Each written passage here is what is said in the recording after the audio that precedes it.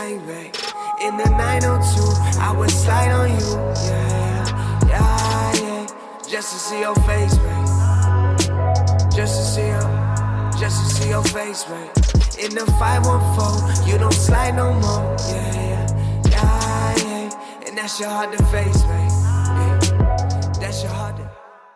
Welcome to another episode of the Acoustic Silk Show. We have Austin with us today, formerly known as Aux Jennings. Austin, how you doing, man? Good, bro. How you doing, my G? I'm good, man. It's been a long time coming. I've been following you for a while. Respect, man. Probably for over a year now. Damn. Yeah, you've been on it. Yeah, you're. I don't even know how I found you. I think I was just on SoundCloud one day, and you know how it just goes from song to song to song. Yeah. It just throws you around. Exactly, and Slide Through came on, and I was like, "Holy crap, who is this guy?" Respect, bro. That makes me happy, man. I've been looking for you for a while. Can you go ahead and tell us a little bit about yourself? There's not much out there. Can you go to us and give us a little sneak peek? We stay low key, man. I think the main thing is I like to mostly have the music speak for itself, you know. Absolutely. But I reside in Canada. Born in Canada, raised in Canada, bro. I was on the East Coast for a really long time. I'm in Quebec now, and I think I'm just a young. I don't even know what you would call it, bro. It's singing. It's sort of a vibe. It's just like it's kind of how it's whatever I feel like doing at the time. You know what I mean? But I make music. I produce. I mix what I make, and it's all kind of done from like my crib. You know, so I've just been sort of self-taught everything that I be doing, and yeah, man. All right, we'll get into your setup a little bit later, but the elephant in the room is this, man. So let me hear. When I first found you, you went by Aux Jennings. Yeah. Now you're going definitely. by Austin. Why the switch up? I really liked Aux as the name because you had the aux chord or whatever. I thought that was clever. Yeah. Okay. So tell us a little bit about why you decided to change directions there. I think it sort of came as I grew with the music. I feel like when I first started making music in my teens, I think we were like 16, 17 when we started. You know, I'm gonna be a rapper, all this kind of stuff, and that was cool. And for the time, that's what me and the boys came up with was Aux Jennings. That's just my last name. You know what I mean, Jennings. So okay. We thought Aux Jennings, like you said, it works with the aux chord and everything. And I think as I grew with my music, I feel like I want to be more translucent. Austin is just my government name. That's just my first name and last name, Austin Jennings. And I feel like my music is so much just myself now. I'm not trying to portray anybody that I'm not. I'm not trying to sound like someone that you know what I mean? I'm trying to be as least influenced as I can, and it really just be from me and my creation. So I think like with that change sort of came the idea of like, why don't I just be Austin? Because like there's nothing easier than just being yourself. You know what I mean? Like I don't have to think about no like marketing plan really. I mean, sure you do, but it's just like when it comes to my name and how I'm going to sell myself, how people are going to see me, it's just like that's just me, Austin. All right. And when did you decide to make that change? Like it wasn't that long ago now. I think probably like my SoundCloud before had a lot more of like older albums and stuff on it. And I think when I first did the clear off of like a lot of the older music, and I think when Slide Through first touched, it was still Aux Jennings for a while, but like it was already sort of in the midst of getting talked about. Like maybe I'll change it up, maybe I'll just go with Austin. And for a long time before that, I've been wanting to change my name. And another thing is, I feel like when it comes down to it, a lot of my stuff is singy. A lot of it's sort of like melody based. A lot of it's a vibe. I feel like Aux is maybe a little too like aggressive in ways, I feel, and like it's a bit misinforming, misguiding, because like people don't really get what they're hearing when they hear aux. They don't know if it's like OX, like a beast ox, or if it's AUX. You know what I mean? Like it just sort of seemed a little it was a mismatch with the feel. Okay, I got you. So it's good. It's good to hear that there was some thought process behind it. I mean, I figured there would be, but it's interesting to hear the thought process behind it. Definitely.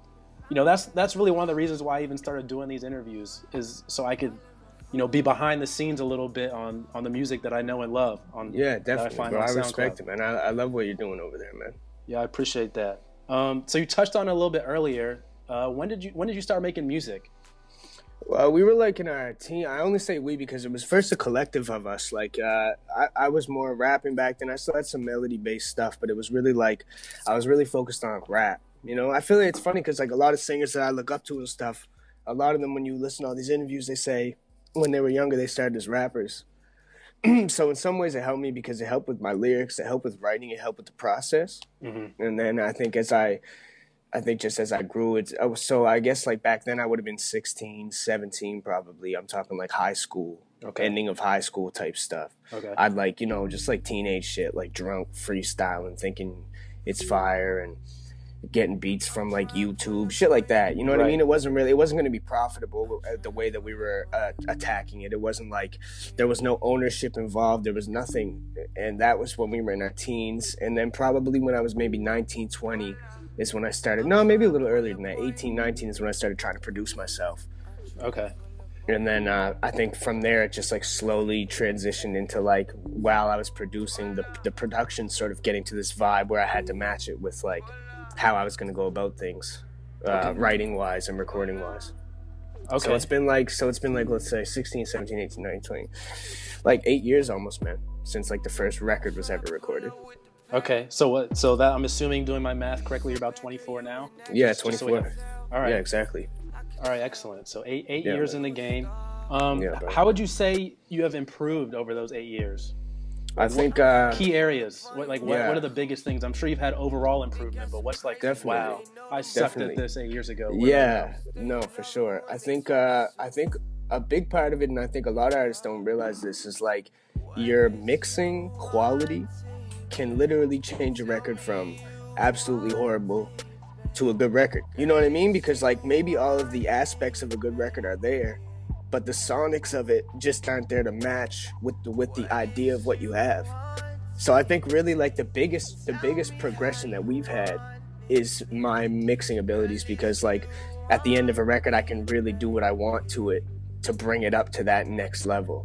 You know what I mean? And besides that, I think the idea of like breaking things down and making things more simple, and the idea of like simplicity is sort of like the most beautiful thing you can get to, is like getting a big idea and breaking it down to the most simple parts. Okay. And I think as I grew older and started making more music, I started realizing like, yeah, like the more you extract from something and keep the bare minimum but the best parts, sometimes that can be like the best end production. I get what you're saying. A lot of our listeners may not know exactly what you mean by mixing, because they're just going to be casual. Would you mind delving into that a little bit? Like, yeah, definitely. So it's just the idea of like, sorry. No, I was just going to say, maybe tell us like maybe like a program you use, or like what you use, or like the process for like mixing, because I'm sure the process is like maybe you make a beat and then you like rhyme on it, and then what happens after that? Yeah, so it's sort of like I do the production. A lot of the time when I'm doing my producing wise, like instrumental beat, drums, patterns, all that, I use Ableton. Okay. So I will run my Ableton, I'll do the production, and while I'm still on Ableton, I'll start feeling out vibes. I don't write anything anymore. That was more like when I was rapping. I think that's another thing that's really changed. I don't write anymore, so it's all just sort of like freestyle, really what the vibe is at the time. Wow, that's incredible.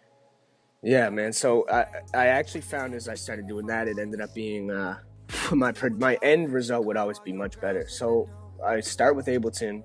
I'll sing around, just feel where the melody is, what kind of ideas I have at the time, and then from there, once I export my beat out of Ableton, I bring it over to Cubase, and then Cubase is where I mix my vocals, which is like the idea of, just putting plugins onto your voice and onto the beat to really bring it up and make it sound like a record, like something you'd hear on the radio, something that you could actually play off speakers and like it's knocking, Right. So Cubase, I don't think I've heard of that. I know Ableton. Yeah, Cubase is like a German engineering. It's through Steinberg. It's like not as, a lot of people do Pro Tools now because a lot of people are Mac oriented. But I started on PC, and I just I have a Mac desktop here that I'll mess around with once in a while. But I'm still pretty PC oriented. So a lot of the programs, like Cubase is one of the things that I kind of just like fell upon because I was using PC.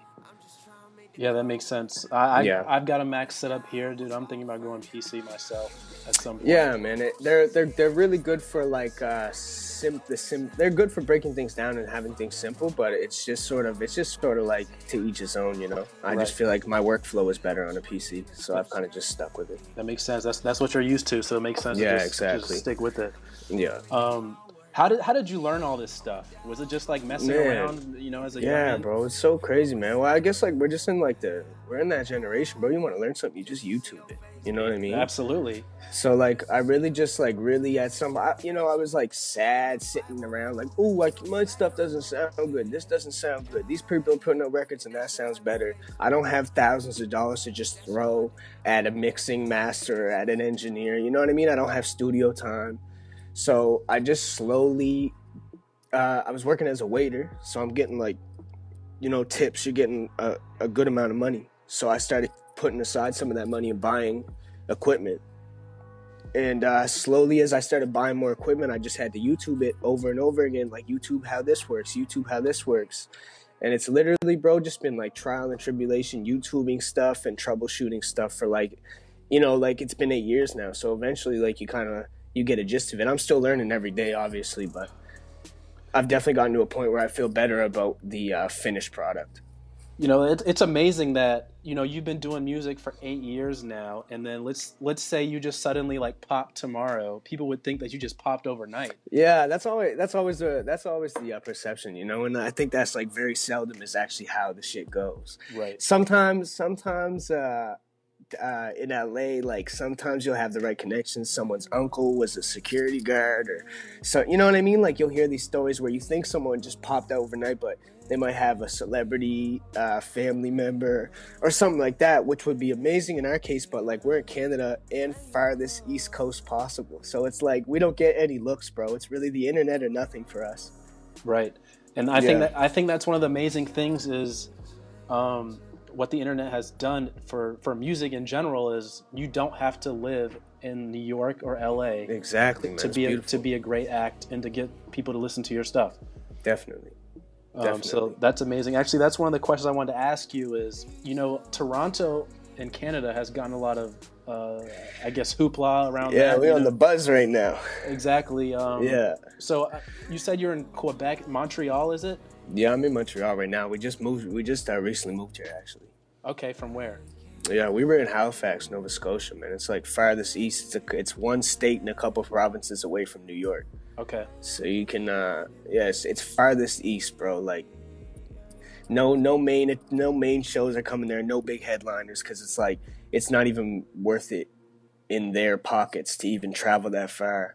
You know what I mean? Like it's really out of the way. We don't connect with anywhere. I got you. So so it's kind of hurting in that regard. So I wanted to ask: is the sound that you create on the record? I don't think it's a Toronto sound, but like, is it just like your own unique sound? Or I don't really know what. That's a good question, man. I don't really know what it is. I know like. My father's a musician as well. Okay. And he's a crazy record head, bro. Like, he's one of them old heads, just like whole house filled with records. Every time a record plays, he quizzes me like, who's it sound like? Do you recognize this? You know what I mean? That kind of shit, man. He's really into like, he loves the Bee Gees. He loves the Beatles, man. He loves like, he'll listen to old funk records. He listens to old soul records. So I feel like just like, and a lot of reggae, a lot of ska. Uh-huh. So I feel like sometimes some of my cadences seem a little islandsy when I look back on them. Okay. And I've had people tell me that before, that like sometimes my cadences almost sound like a little islandsy, and maybe you wouldn't hear it until it's said or until you put something next to something to compare it. Uh-huh. But I think like all of those like just weird influences kind of like fall together because it's hard. It's like, it's not like living in the States where you can come up and be influenced by artists that are from your state or from your city. You know what I mean? It's not like I'm in the Bay Area and I have a Bay Area vibe because there's mad Bay Area. You know, it just doesn't work like that. Like we grew up on BET watching Mike Jones and Paul Wall. You know what I mean? Because that's like the era we were in. It was all like Southern trill tip music. Right. So it was like, it's just a very funny and weird place to be because your influences are really like whatever the media's throwing at you. Okay. You know? All right. So no real connection to any city or anything like that. No, not so much. Exactly. Yeah, exactly. It's more just like what my parents had playing in the house, and besides that, like what I sort of stumbled upon myself. Okay.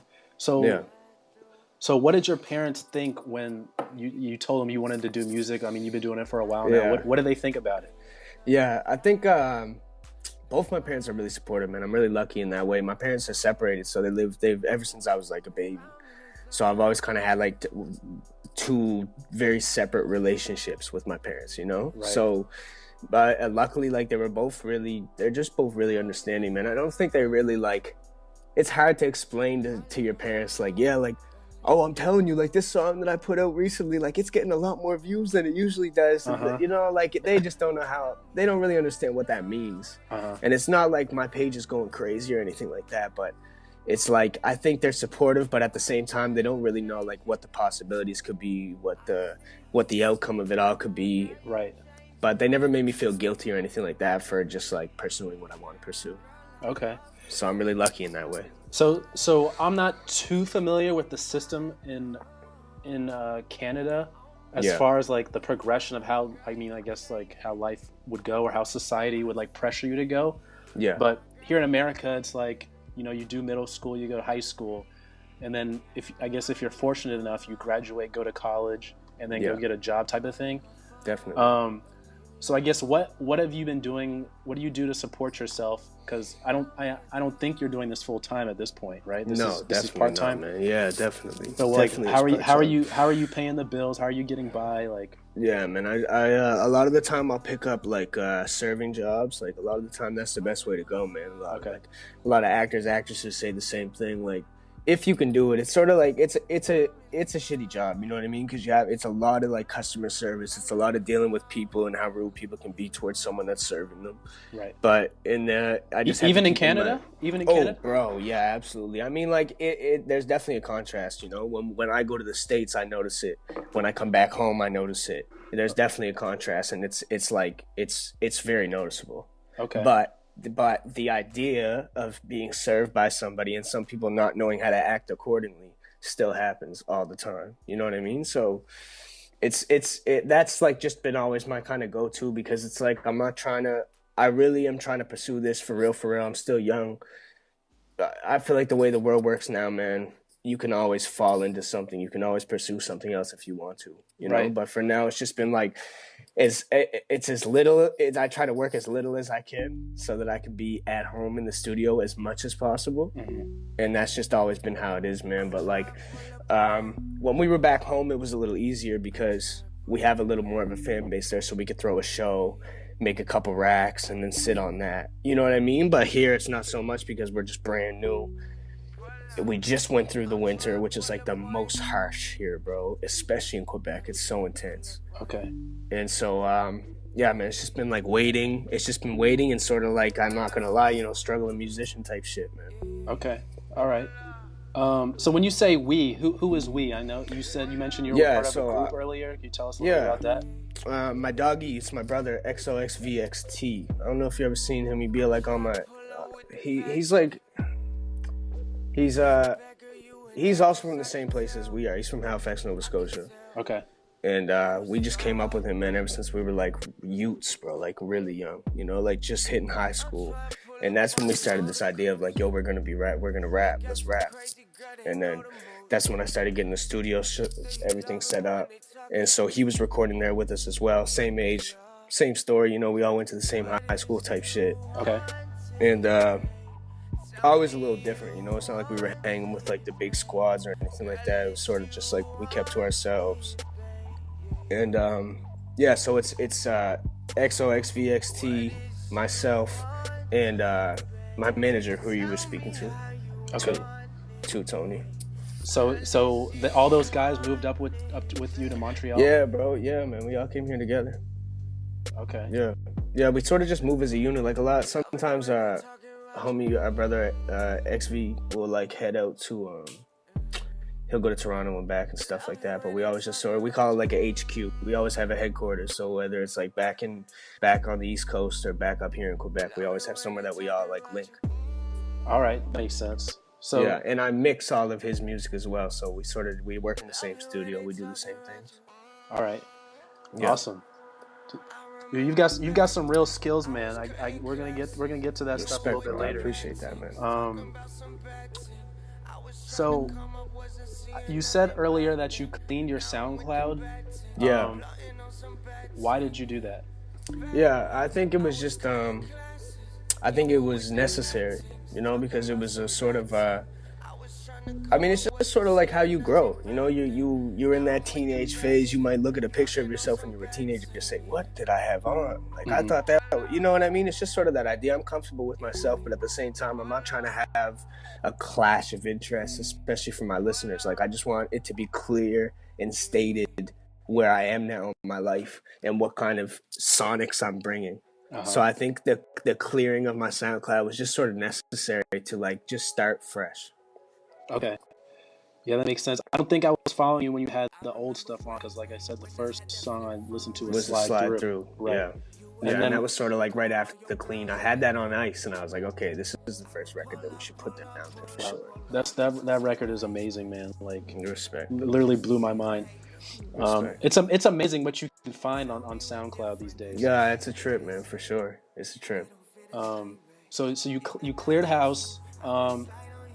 And when are you expecting to release some new music? We've been waiting. I was actually just talking to the producer and engineer that I work with out here. We have another producer and engineer that we're working with in Montreal. His name's Big General. Okay. And I just recorded a record probably like a week ago, 2 weeks ago, and I think it's just about finished. I think it's just about to come out the vaults and get sent to my email, and I'm just sort of like sporadic, so whatever that hits my email, I'll just put it out. So that'll be like next few days, I imagine. All right, can't wait for that. Yeah, definitely, man. It's going to be called Bad Bad. Okay, I was just about to ask you the name. Bad Bad, produced by Big General. Bad Bad, co-produced by Big General. So I sent him the main idea, and he just does his sauce. Okay, that's cool. Anyone else you like to work with? Are you going to be doing any more collaborations? Yeah, man. I mean, I'm so open. You know what I mean? With collabs, I would love to work with more producers, man. Because at this point, like, I feel like the best way to get more ideas and broaden your horizons is to work with more people. I'm also like picky, so it's sort of hard for me because I'm very hands-on. And I think that's just come with like the idea. That's just come with the idea of me doing everything myself. So like when I have someone take stems and then send them back, I always feel like there's something that needs to be like changed or done. And Big General's blessed at like just sort of keeping it minimal and doing like what needs to be done. So exactly how you like it, right? Yeah, exactly. The only thing is like you're not going to know exactly what I want on a record. So as long as you're open to like having criticism afterwards, then we can work. You know what I mean? But it's shitty when like there's only one thing that you maybe dislike about something that someone sent you, and you could tell they're sort of discouraged from the idea. And it's like, well, man, like it's not like I'm telling you you're trash. Right. All I'm saying is we could just like change this a little bit, and it would be a great record. Like I don't need you to be hurt. You know what I mean? Like right. It's just business, and at the same time, it's not. I'm not saying it in a negative term. I'm not saying it like it's hateful or anything like that. It's just like I'm picky, so we just need certain things out and certain things in. All right, that makes sense. Yeah, definitely. Any collabs with people that you've found on SoundCloud or anything like that?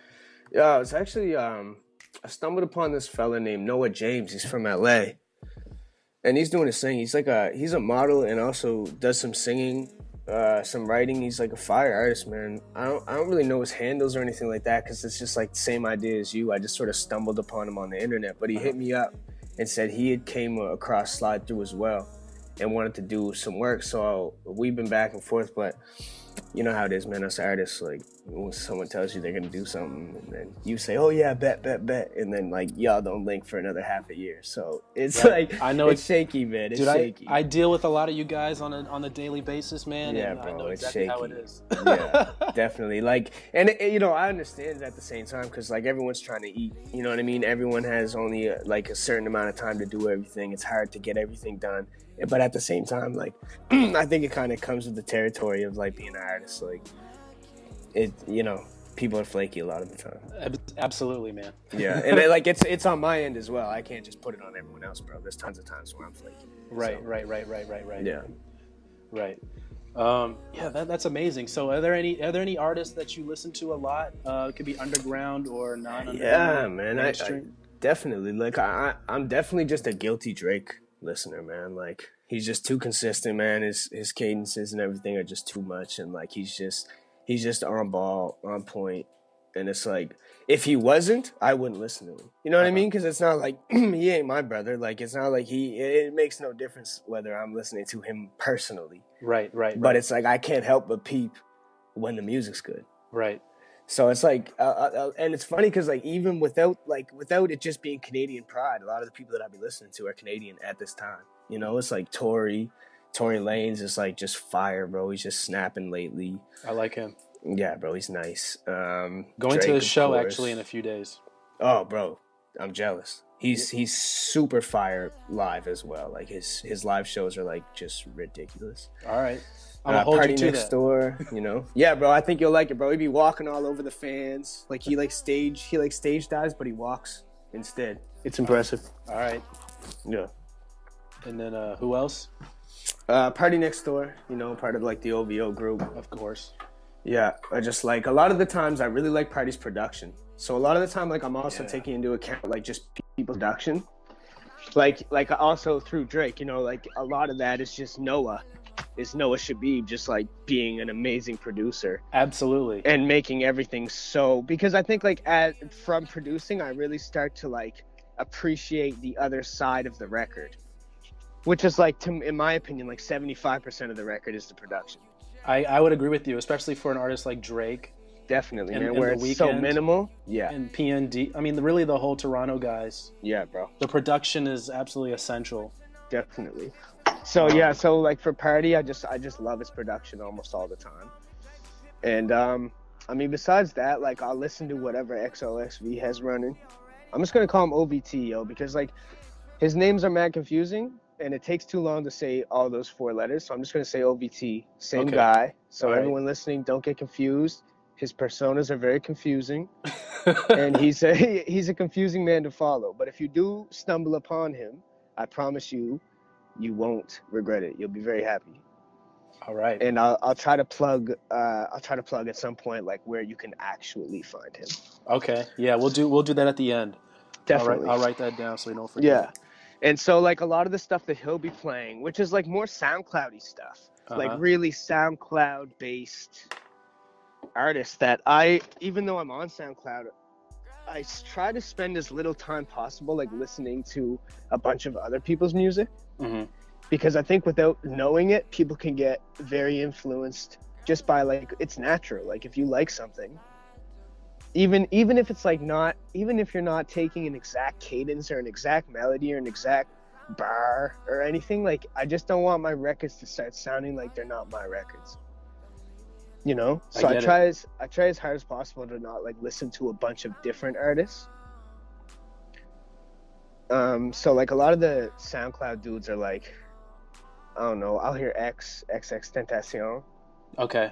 That fella, I'll hear him like once in a while. His shit's fire, you know what I mean? Like, I like the idea of how they have everything mixed. It's very like rough and like distorted. It's sort of different. I just appreciate different stuff, man. Yachty, I like Lil Yachty, man. I like what he's doing. He's interesting. He's himself. Okay. So I have to respect that. Okay. I'm very open, man. It's kind of just like whatever's playing, I'm gonna listen to. All right. That makes sense. That makes sense. Yeah. So you mentioned Big General. Who else do you work with for the production? Is it mostly you? It's just right now. Also I work with it hasn't happened recently, but another homie is from the East Coast as well. His name's Wody, and he's on SoundCloud. He's just like a producer. He'll make some guest mixes and stuff like that. He does his own mixes, and he's touched a few songs as well. But mostly it's just me. Okay. Which is like a curse and a blessing. Why do you say that? I feel like my recording process is probably the least time consuming, and my production process is the most time consuming. Okay. If I had more records to record over, that I was actually happy with, I could have much more material at a faster rate. So are you saying you're looking for producers? Yeah, producers would be great. Producers would be a huge asset to me. All right, where can they hit you up at? Man, they can hit me up at Aux Jennings, AUXJENNINGS @gmail.com. Okay, so you're not gonna change the Gmail? I'm gonna just leave it, man. I'm gonna just leave it. All right, maybe Aux Jennings can be your like alter ego or something like that. Yeah, exactly. I think when it comes down to it, it's just still like, I still like it, you know. I love it. I still like it. I just feel like for the music, it just doesn't match in my head. Okay. I've just come to that conclusion. It's just stuck. All right. Maybe one day it might. So. Yeah, maybe one day, man. You never know. All right. So they'll hit you up there, hopefully. Yeah, and, definitely. We'll see some bangers more bangers coming out. Yeah, bro. That'd be beautiful. Wow, what was I gonna say? I just lost my question. All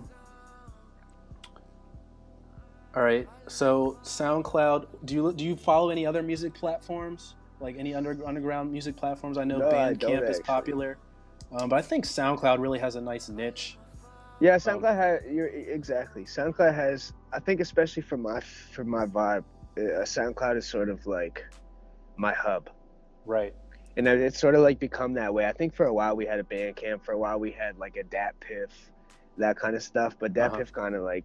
I feel like SoundCloud is just where it is right now. Right. Let's see. I started listening to SoundCloud 2013, so 4 years ago. Were you on it before then? Like, I don't know much about it before then. I could have.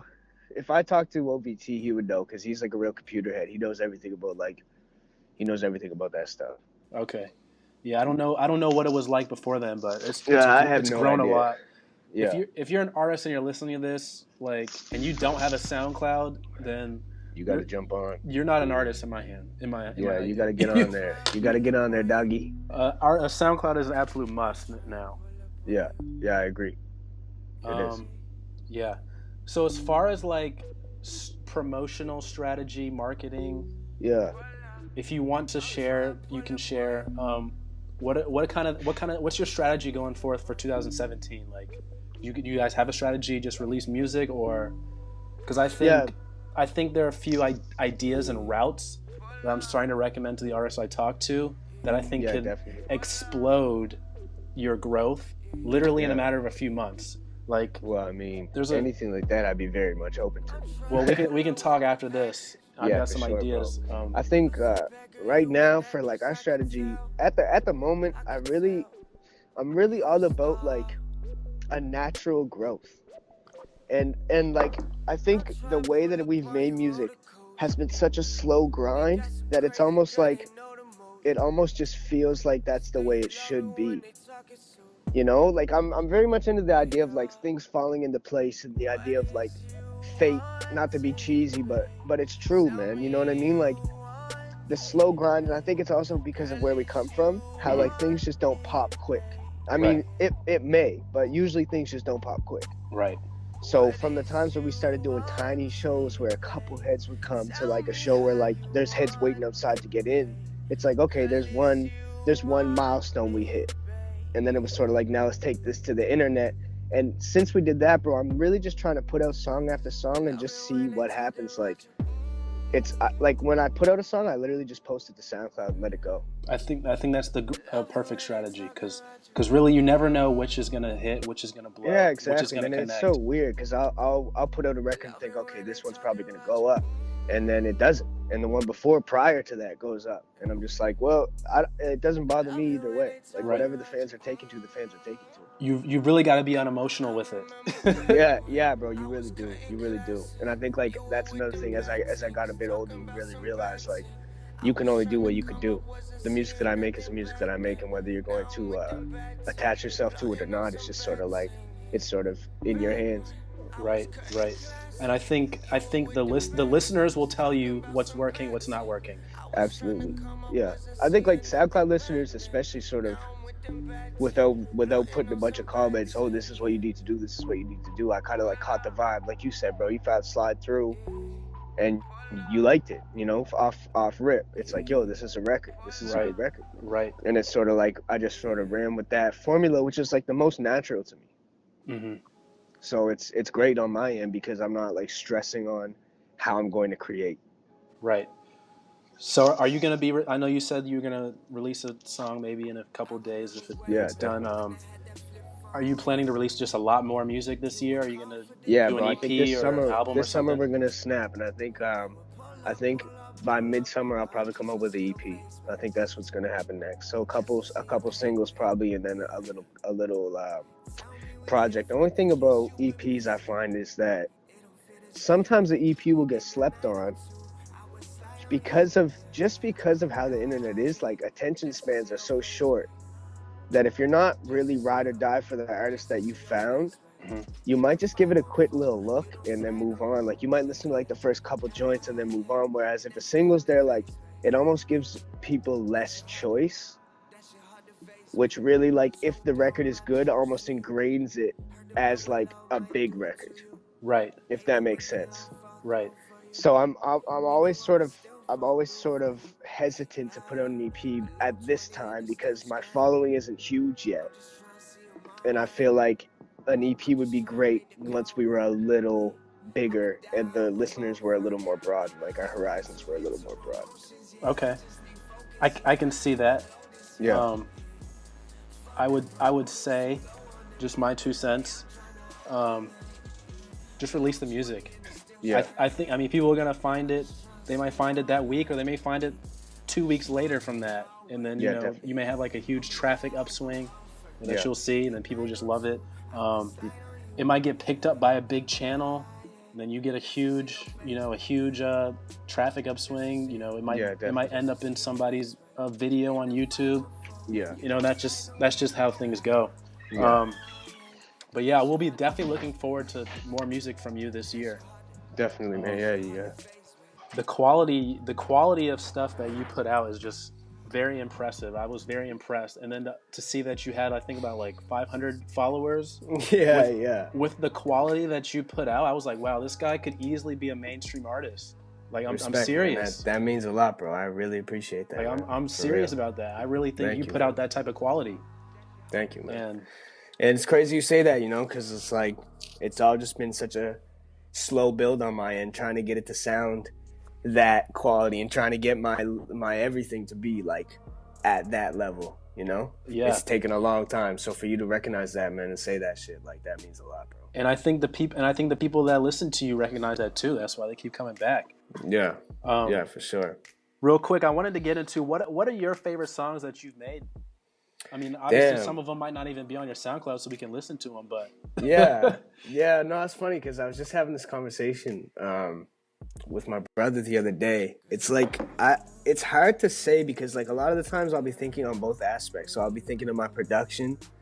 Maybe one record is my favorite because of production. Like, there's a record on my SoundCloud called Back When. Yes. Which is, like, very spacey and sort of, like, hard to follow. Mm-hmm. And so I think because of that, it gets slept on. Mm-hmm. But the production on that record, I think, is my favorite because it was, like, really outside of the box for, like, how I usually attack something. Mm-hmm. So I really like the Back When record for those reasons. And some of the lyrics in there are, like, really reminiscent of, like, when we were younger and when we were in high school and just sort of that weird time in your life where you're not so comfortable with yourself and, just those kind of things. Mm-hmm. So it kind of like touches a chord with me. Mm-hmm. But I think overall, I have a song called ILU, I Love You. And I think overall that's my favorite record on the page right now. Okay. I gotta say, man. So obviously Slide Through, we know that's got a special place for me. Yeah, for sure. Specifically. But definitely. One of your newer ones, 902-513. 902-514, yeah. Oh my gosh! If you go on your page and look at the Geographic where people are playing that, you'll see probably a big spot near North Carolina, and that's me. That's me by myself. Well, respect, bro. Respect. I appreciate that. Probably like 150 times, like. Damn. Yeah, you gotta run it. You got to run it, bro. Yeah, man. So you'll see that if you go on there and check that out. Okay, cool. But yeah, man, I probably like that song better than Slide Through, honestly. Okay, shit. Yeah, that's what's up. I mean, I was really happy with that record as well. That was sort of like when we first moved here. It was sort of the idea of leaving one place and coming to another, you know, and like all the things that you miss from another place and the things that you don't know about from your new place. Okay, so is the area code in Montreal 902? Is that the idea? Yeah, no, the area code in Halifax is 902. Okay, and then 514. And the 514 is Montreal. Okay, all right, that was cool, man. That was clever. And then I like the break where you switch up the vibe midway through the song. Yeah, where it gets more like slowed out, more melodic. Yes. Yeah, that's what's up. Respect. Is that to symbolize also the different area codes and the different vibes? Yeah, it was sort of like it was more like an emotion change, you know, because it was like that first feeling of when you get to a new place. You may have like your brothers, but there's always things that you don't have, you know, from where you were before, and sort of like the feeling of like, damn, like you're just in a bigger pond now with more people, more things, and it's like it can be a great feeling or it can be like sort of unsettling. So it's sort of the idea of like just letting the vibe change, because it was sort of like up tempo, kind of like, yo, I'm here. This is what's about to happen. And it's sort of like, you know, you come to a realization like, damn, like I'm here, but like this is kind of fucked up. Yeah. You know? Wow. Yeah, man, that song is incredible. I mean, I really like all your songs, to be honest.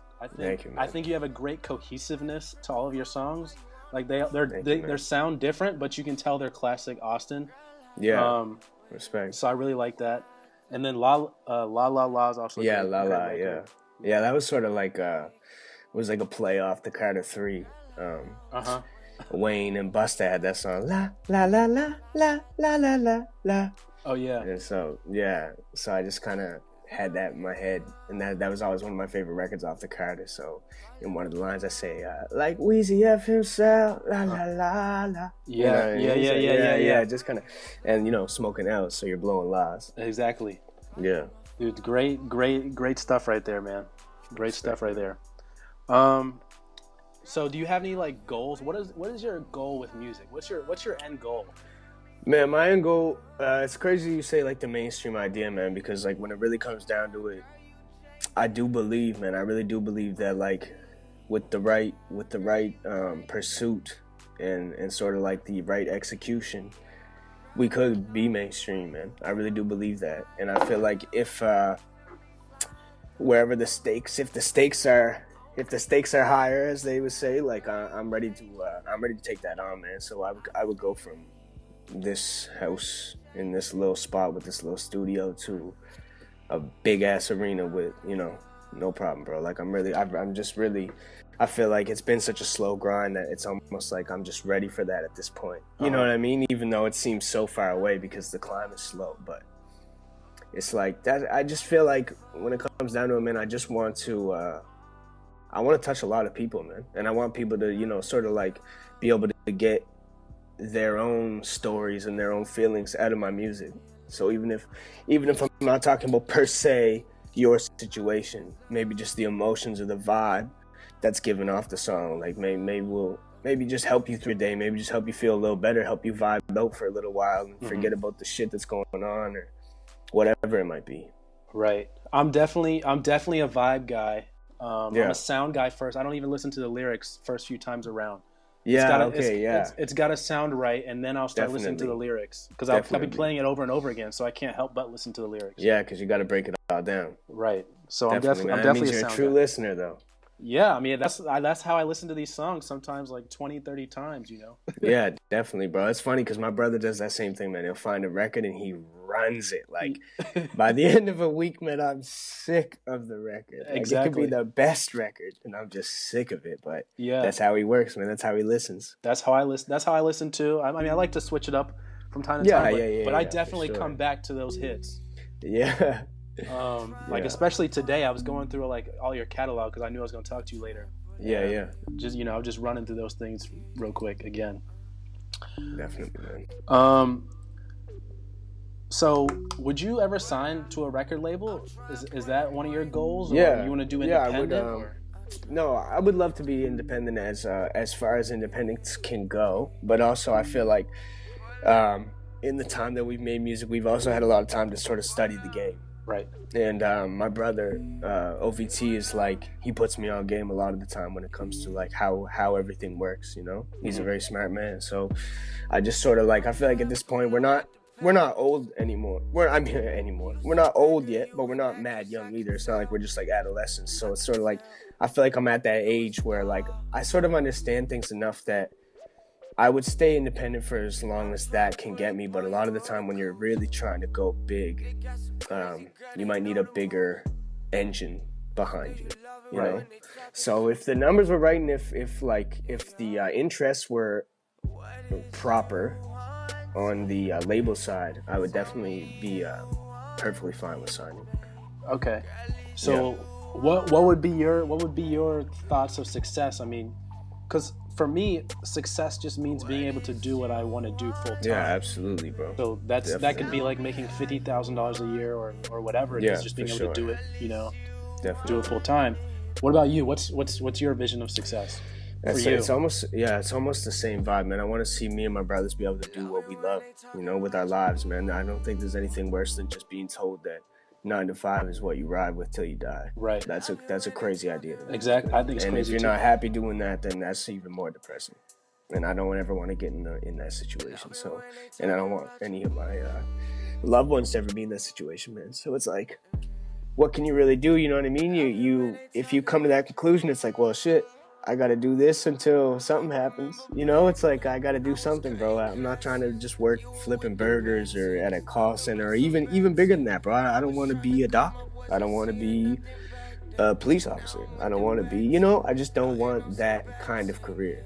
Right. I want to do what I love and what I feel like I'm talented at, like what I feel like I flourish at, which is making music in my case. Right. So I think success to me is just being able to support yourself and your loved ones and seeing your brothers eat and seeing everyone that you love eat and be able to do what you want to do, man. Okay. I agree.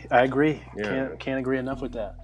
Definitely. Anything you'd like to say to the up and coming artists, you know, maybe, you know, just downloaded Ableton like a few weeks ago. Started wanting to make music. Any tips you want to give them or anything like that? Yeah, I think one of the biggest tips is like don't get discouraged. You know, like and even if you do get discouraged, don't let it change your route or your path, because this shit is frustrating.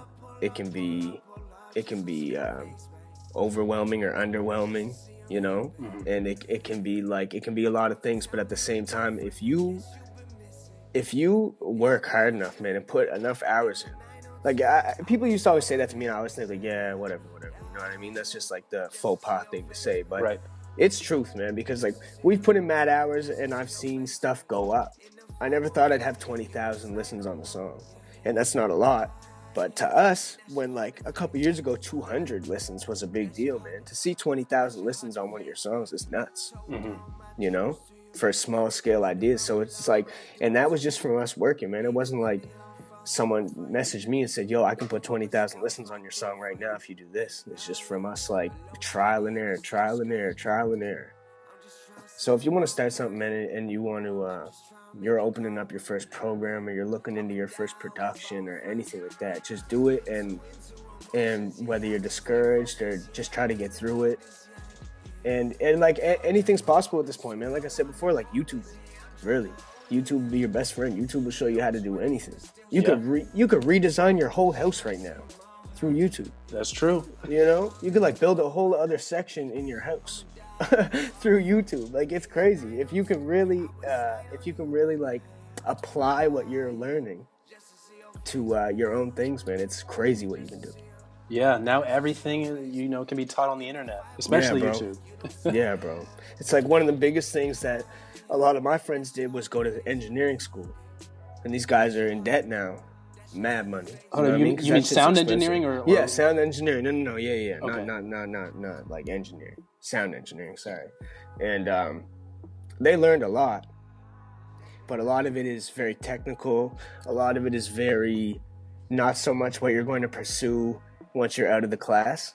Oh, okay. You know, like they're teaching you how to mic things. They're teaching you how to mic properly and how to track things properly. But like when it comes down to it, man, you got people that are doing millions of listens on SoundCloud because their shit isn't mixed properly. You feel me? Like X, for example. Everything this man does is stupid extorted. This guy's like clipping on every single record, but because of that, this guy's blown the fuck up. And it's not just because of that, but that's a whole other feel that he's brought to his music that's really grabbing people's attention. So I just think like you don't always have to go through the man, you know? It's very self-made, man. And it adds a level of authenticity to it, Absolutely, bro. Yeah, because like you're being taught to be cookie cutter, which is the one thing you don't want to be, is cookie cutter. Exactly, especially for an artist, a creative. Definitely, man. You can't do that. Nah, bro, you can't. Wow, that's amazing. Wow. So you never thought about going to music school or anything like that? No, I think like when I first started, when I was like because I talk about being discouraged a lot, because like it was really annoying at the beginning, not knowing anything, bro. I didn't even know how to press the red button to record a vocal. You know what I mean? When we first got like, it was like, yo, how do I do this? You'd press a button and this huge template would come up. You're like, yo, Dougie, I don't even know what this shit is saying. Like, I don't know what any of this is saying, bro. I don't know any of these terminologies, nothing. So it'd be mad discouraging. You know what I mean? So then I think at that point it was like, well, maybe I should go to sound engineering school. Maybe I should do this class. Maybe I should try to get a loan to do this class. And when it comes down to it, bro, I'm super glad I didn't do that. You know what I mean? Because my homies that are out of sound engineering now are asking me, yo, how do you get this to sound like this? How do you get this to sound like this? And it's like, well, I just messed around with stuff until my ear was like, yeah, that's where it should be. Wow, that's crazy. They supposed to know how to do that, right? Yeah, exactly. And like technically they do. They know how to track your vocals. They know how to compress it. They know how to get it the right level, but it might not have that same feel. Okay, I got you. Yeah, I got you. All right. Let me see. I think that's all the questions I have. You have any questions for me or anything I forgot to mention? Oh yeah, I have one more thing for you. What's up? You said shows.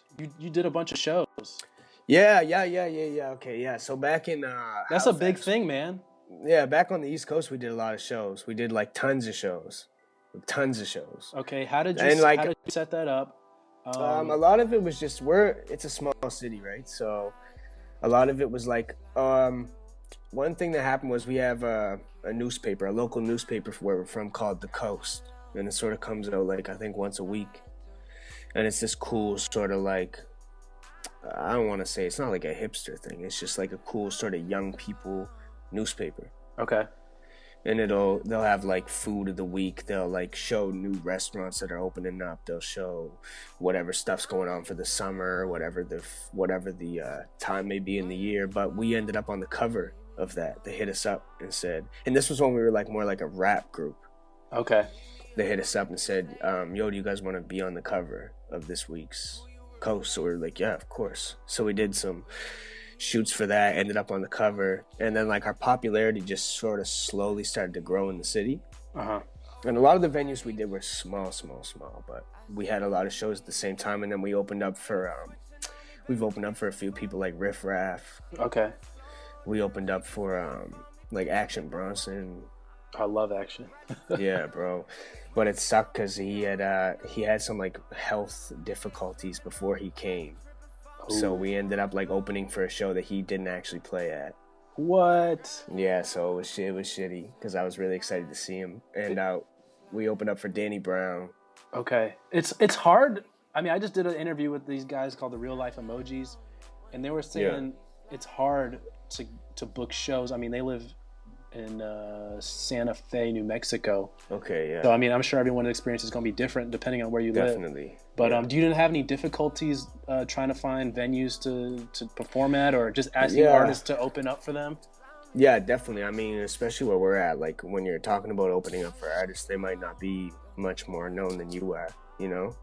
It's very weird where we're from, man. It's a very strange place. Like, I think if people weren't from there and came there and saw a show, it would be very confusing. Because, like, when it comes down to it, me included, it's a bunch of technically, like, nobodies doing a show in, like, a very small venue to a very small crowd because we're just so small.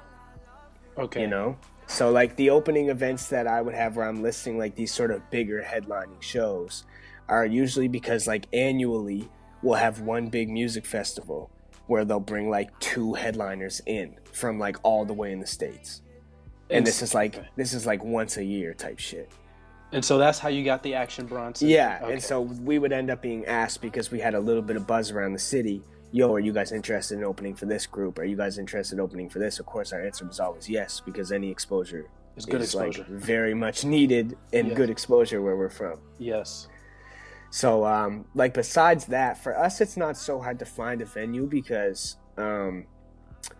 it's just so small. So like we'd be doing like little bar, sort of like tavern type vibes that get switched into a hip hop venue for the night. Okay. Or something like that. You know, it's a very small city. Like it's a very small city vibe. Okay. So is that why you moved to a bigger city? Yeah, absolutely. And it's like, I think because of the smallness of it all, it's like, I feel like our mind states and where we stand is like very much different than the rest of the area. You know, because like I feel like the smaller, sometimes people can get sort of caught up in being popular in their city, and sort of like getting too comfortable and staying there. Okay. And then just sort of becoming like Captain Canada of like your little city. Right. And it's like, that's great if that's what you want, but that's never been what we wanted.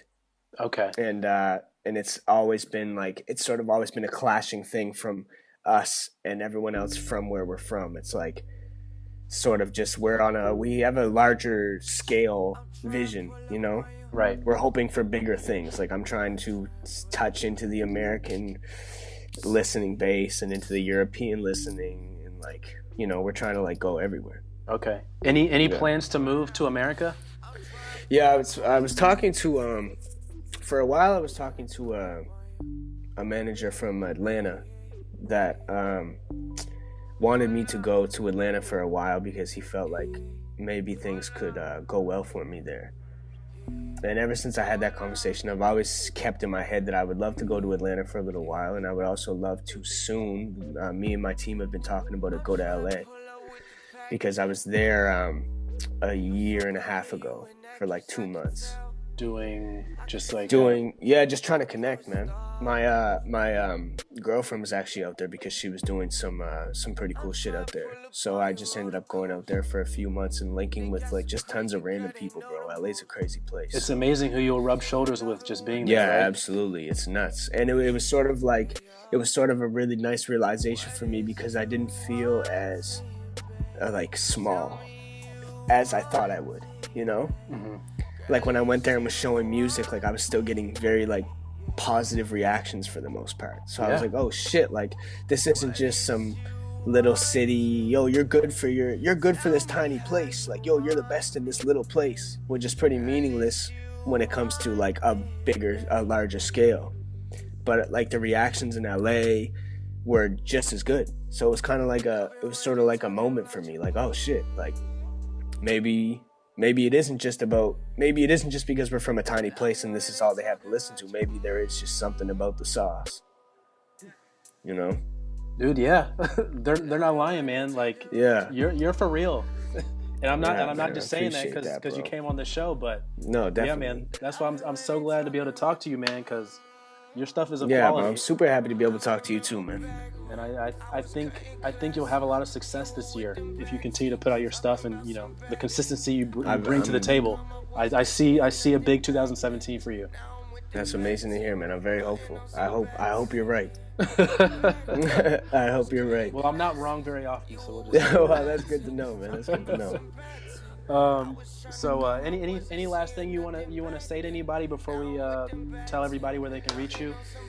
Yeah, for sure. I mean, I think first things, man, thank you for being a supporter, man, and taking the time to listen and like let me know that you're on this shit, you know, because I think when it comes to the internet, sometimes people can be so withdrawn that it seems like maybe I would never see a comment.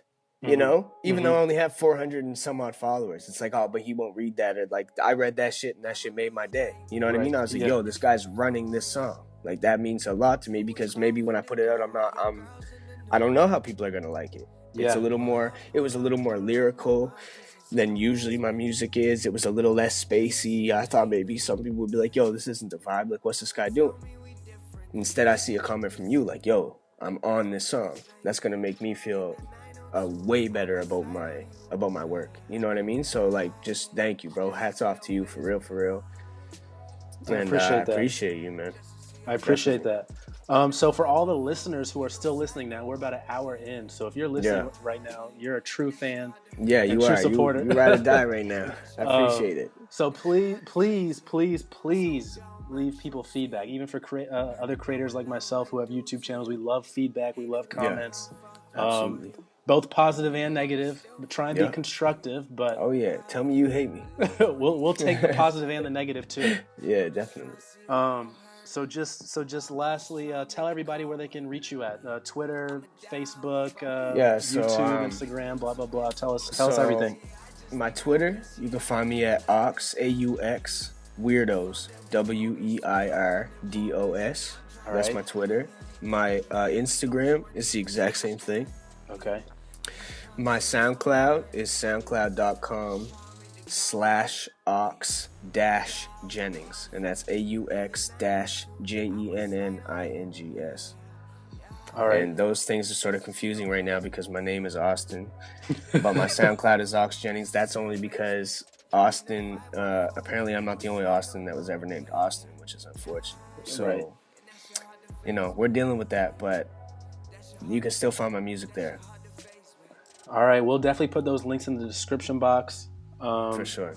So people can find you. We'll put all everything down there. When the EP comes out, you'll have to let us know. I mean, I'll be watching out, but definitely any shows, we'll put that all in the description box. For sure. In the future. So thanks everybody for listening. If you're still listening at this point, we'll see you guys soon.